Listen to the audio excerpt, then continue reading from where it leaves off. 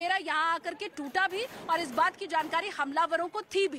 बिल्कुल। और शालिनी, ये बात आपने बिल्कुल ठीक कही है कि भागने की तो वो फिराक में कतई नहीं नजर आ रहे थे। हालांकि जब पूछताछ होगी तब ये जरूर सामने आएगा। और जिस बात का जिक्र आपने किया वो भी यहाँ पर पूरी तरह से पुख्ता है कि चेहरे पर नकाब होता तो समझा जा सकता था कि अपनी पहचान छिपाना चाहते थे। हाँ, पत्रकार की पहचान में आए जरूर थे, जो कि सरासर गलत पहचान थी। इस पहचान का सहारा उन्होंने चोला जरूर ओढ़ रखा था, लेकिन पत्रकार वो नहीं थे। लेकिन भागने की फिराक में इसलिए नहीं थे क्योंकि वो जानते थे कि इतने बड़े सुरक्षा घेरे में इस तरह से पत्रकारों के बीच में, असल पत्रकारों के बीच में वो किसी भी कीमत पर फरार हो सकते हैं। हत्याकांड को अंजाम देने का मकसद था, उस अंजाम को उन्होंने यहाँ पर पूरा भी किया और उसके बाद भागे नहीं बल्कि हाथ अपने ऊपर कर लिए। वो जानते थे कि गिरफ्त में तो आएंगे, हर कीमत पर आएंगे, फिर उन सवालों का भी सामना करना होगा जिसमें सबसे बड़ा सवाल यही होगा कि इस हत्याकांड को अंजाम देने के पीछे का मकसद क्या है, क्या बड़ी साजिश है, क्या वो फिर मोहरे भर है या इसके पीछे कोई और है जिसने हत्याकांड को अंजाम देने के लिए इस्तेमाल उनका किया है। ये बहुत सारे सवाल हैं जिनका जवाब भी जल्द मिल जाएगा, क्योंकि यूपी सरकार कानून व्यवस्था को लेकर किसी भी कीमत पर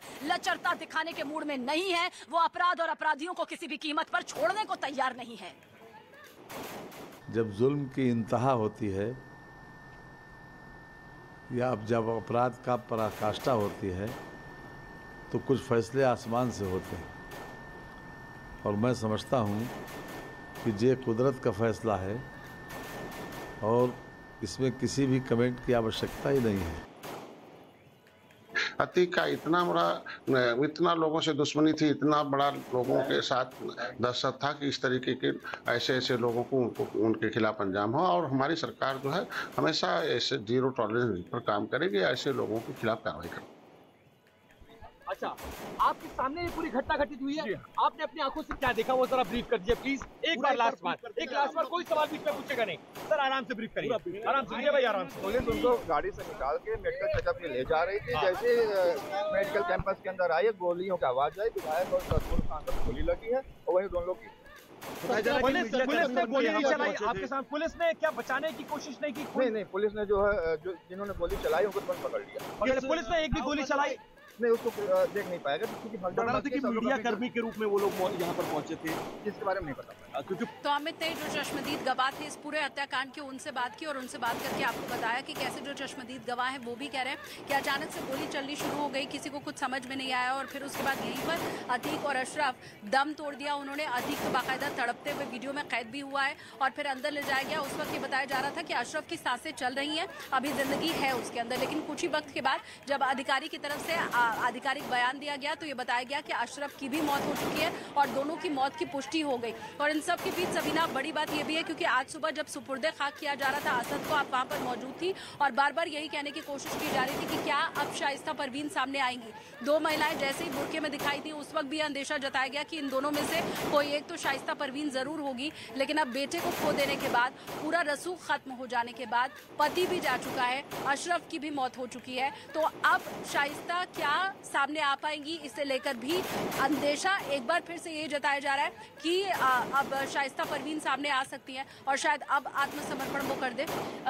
शालिनी, ये सवाल आपने बहुत बड़ा और जायज सवाल उठाया है क्योंकि बेटे की मौत के बाद तब भी कहा जा रहा था कि शाइस्ता परवीन, क्योंकि अपनी कोख से जन्म दिया है, उस बच्चे को पाल पोस कर बड़ा किया है, वो जरूर आएंगे। एक मां होने के नाते हो सकता है कि वो अभी फिलहाल नहीं कर रही, जब तक पोस्टमार्टम चल रहा है, जब तक एनकाउंटर की पूरी खबर आई है, लेकिन जनाजे में शामिल हो सकती है, उसकी मिट्टी में शामिल हो सकती है, जिसकी मांग बार बार अतीक कर रहा था, अपनी पत्नी से भी मिलना चाहता था। जो छोटा बड़ा भाई अली दूसरे नंबर का भाई है, वो भी चाहता था आना। जी सबीना, बिल्कुल देखिए, हमारे ही सहयोगी अमित गंजू यहाँ पर मौजूद थे जब ये पूरी घटना घटी है ना, यहाँ पर अमित गंजू मौजूद थे और मेरे सहयोगी ने उनसे बात की है। आंखों के सामने अमित के भी ये पूरा घटनाक्रम घटा है, तो देख लेते हैं कि अमित क्या उस पूरे वाकये को बता रहे हैं। इस इंसिडेंट में या इस घटनाक्रम में जिसने और करीब से चीज देखी वो हमारे जांबाज कैमरामैन हैं। अनिल, आप मेरे साथ थे, हम सवाल पूछ रहे थे, आप साथ थे जब ताबड़तोड़ फायरिंग हुई। हम और आप मुश्किल से कितनी दूरी पे रहे होंगे? ज्यादा से ज्यादा 3 फीट या 2 फीट ज्यादा। क्या महसूस किया सकता आपने? उस समय कुछ पता ही नहीं चला, पूरा ब्लैंक हो गया, समझ नहीं आ रहा था हुआ क्या। ऐसे पटाखों की सी आवाज आई, पटापट पटापट पटापट। उसके बाद हाँ अंधेरा सा, फिर लोग भागे, जब तक मैं यही था। उसके बाद मुझे पता लगा कि हाँ कुछ हुआ है, तो मैं उधर जाके और उधर से विजुअल देने लगा उस जाली से। आप उसके अंदर, लेकिन मैं सर स्पॉट पे ही खड़ा ठीक है, उसके बाद उन्होंने फिर फायरिंग की, आपने एक चीज नोटिस की जी, फिर फायरिंग की उन्होंने। फायरिंग की। सर्वेश, इस तरह के इंसिडेंट में आप भी उसके बाद तुरंत पहुंचे यहाँ जब ये हो चुका था इंसिडेंट, क्या आपने इस तरह की घटना थी, क्या मोटिव रहा होगा? देखिए, निश्चित तौर पर जो हमलावर थे वो प्रोफेशनल लग रहे हैं जिस तरह की वारदात को अंजाम दिया, और उनका मोटिव बिल्कुल साफ था। वो अतीक अहमद और अशरफ को साफ तौर पर मारना चाहते थे और उसी प्लानिंग के तहत वो आए थे, और जो उन्होंने अपना हुलिया बनाया था वो मीडिया कर्मी बनकर आए थे, और उसके पीछे मकसद ये था कि पुलिस उनको रोका टोकी न करे, और किसी तरह से उनको ऑब्जेक्शन भी किसी ने नहीं किया, और पहले से यहाँ पर वो मौजूद थे। और अतीक अहमद से और अशरफ से जब बातचीत मीडिया कर्मियों ने करनी शुरू की, आपने जब करनी शुरू की, तो उसके बाद उन्होंने टारगेट किया, और पहले से वो तैयार थे, उनके पास वेपन भी थे, और उन्होंने तुरंत जो है मारा। और जो आपने पूछा मोटिव, तो मोटिव सिर्फ मारना था, और वो तब तक उन्होंने गोलियां चलाई, और मुझे लगता है कि लगभग 22 राउंड अगर गोलियां चली हैं तो वो मारने का ही मोटिव था, और वो मोटिव साफ है। और उस वारदात को अंजाम देने के बाद सबसे बड़ी बात है कि उसके बाद वो आगे गए हैं और भागे नहीं है, और उन्होंने नारेबाजी की है और खुद आत्मसमर्पण किया है। लेकिन सबसे बड़ी बात है कि जिस पुलिस पर जिम्मेदारी थी वो पुलिस जो है वो ब्लैंक हो गई एक तरह से, वो एक तरह से घबरा गई, और वो पीछे गई, वो आपने देखा भी था। और उसके बाद वो पुलिस बाद में आई, और उन्होंने जब सरेंडर किया तो उसको पकड़ा गया, और तमाम 3 अलग अलग जगहों पर रखकर अब आरोपियों से पूछताछ की जा रही है। लेकिन जो ये सिचुएशन थी वो अपने आप में बिल्कुल ऐसी सिचुएशन थी, वो कभी कभी ऐसी घटनाएं होती हैं, जब ऐसी स्थिति, ऐसी सिचुएशन आती है तो अपने आप में समझना काफी मुश्किल हो जाता है, क्योंकि आप खुद वहां पर मौजूद थे, और जैसे हमारे कैमरा पर्सन बता रहे हैं कि उनको थोड़ी देर के लिए कुछ समझ में ही नहीं आया कि क्या कुछ हो गया, क्योंकि वो ऐसा मूवमेंट था जब पुलिसकर्मी भी अपनी जान बचा रहे थे, वो भाग गए। तो ऐसे में अंदाजा लगाया जा सकता है कि एक मीडिया कर्मी जो इसके लिए बिल्कुल तैयार नहीं था, उसकी क्या मनोदशा हो सकती है, क्या वो सोच सकता है। और गोलियों की तड़तड़ाहट, बिल्कुल जिस तरह की गोलियों की वहां पर तड़तड़ाहट हुई, उससे जो है आदमी को एक तरह से खौफ हुआ, मन में डर हुआ, और कुछ थोड़ी देर के लिए किसी की समझ में यहाँ पर कुछ भी नहीं आ रहा था कि ये क्या हो गया। लेकिन बाद में जब देखा गया कि यहीं पर अतीक अहमद और अशरफ यहाँ पर पड़े हुए हैं, और जब स्थितियों को देखा गया, जब हमलावर यहाँ से किनारे गए, तब जाकर ये समझ में आया कि अब बहुत कुछ हो चुका है यहाँ पर। अतीक अहमद और अशरफ दोनों इस दुनिया में नहीं है, ये बात पता चली, और उसके बाद यहाँ पर तब पुलिसकर्मी आए, आरोपियों को। अनिल, जब सवाल हम पूछ रहे थे, मैं सवाल पूछ रहा था और आपका कैमरा चल रहा था जी, 1 फायर 2 फायर और तनातन फायरिंग चालू हुई। तनातन फायरिंग होते बिल्कुल एकदम से ब्लैंक हो गया था। मुझे तो ऐसा लगा कि पता नहीं पीछे से या कान के यहाँ से कुछ ऐसा हुआ है। बिल्कुल, और आप तो बिल्कुल ही नजदीक थे, बिल्कुल माइक बिल्कुल लगा हुआ था, और उन्हें समझ ही नहीं आ रहा था हुआ क्या है। बाद में पता लगा तो ये हुआ कि सारे के सारे लोग यहाँ से भाग चुके थे। तब तक तो हमें यही अंदाजा नहीं था हुआ क्या।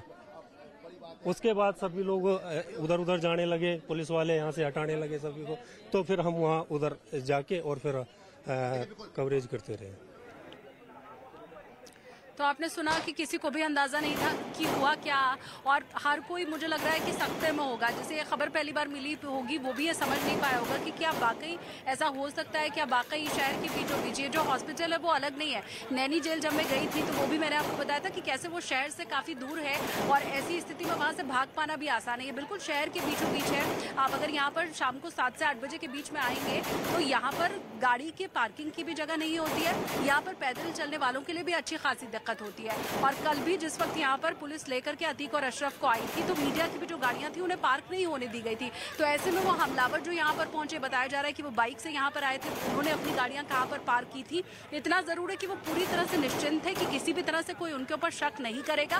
कैमरा अगर उनके पास है, माइक अगर उनके पास है, तो वो बेखौफ होकर कहीं भी आ जा सकते हैं और बिल्कुल अतीक और अशरफ के करीब तक पहुंच सकते हैं। ये उन्होंने जो प्लान बनाया था इसे बिल्कुल फूल प्रूफ प्लान हम कह सकते हैं, क्योंकि बाकी किसी भी स्थिति में अतीक और अशरफ से आपको दूर रहना होगा, और आप अगर करीब जाने की कोशिश करेंगे तो आपके ऊपर शक किया जा सकता है। वो ये जानते थे कि हाथ में माइक होगा, साथ में कैमरा होगा, तो बिल्कुल करीब तक जाकर और फिर जो मंशा हमारी है उसे हम अंजाम दे सकते हैं। और ठीक उसी ढंग से जैसी प्लानिंग की गई थी मीडिया का चोला ओढ़ करके, चेहरा ओढ़ करके यहाँ अंदर जो हॉस्पिटल है उसके अंदर वो लोग पहले से ही दाखिल, लगभग जितना मैं समझ पा रही हूँ वो रहे होंगे, क्योंकि मीडिया कर्मी जो आए वो ऐसे सामने से आए। अशरफ और अतीक इधर से आ रहे थे और मीडिया कर्मी इधर से उनके ऊपर टूटे थे। पीछे से तो पूरे पुलिसकर्मी ने घेर रखा था अतीक और अशरफ को, लेकिन बगल से जगह थी और वहीं से जितने मीडिया कर्मी थे उन्होंने जो माइक था वो लगाया अतीक के ऊपर, अशरफ के ऊपर, और बगल में खड़ा जो शख्स था जिसके हाथ में तो माइक था लेकिन जेब में पिस्टल भी थी, उसने निकाला